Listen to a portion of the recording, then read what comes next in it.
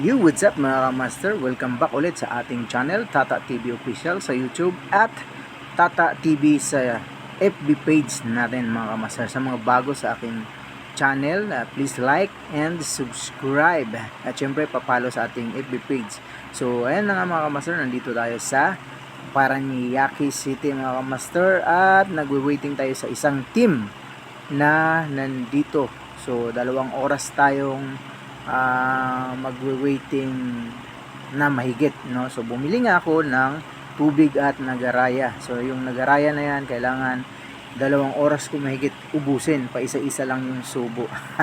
Ayan na nga, at syempre na-pick up ko na yung aking mga kasamahan at dito naman kami sa pangalawang sundo ko mga kamaster sa Taguig.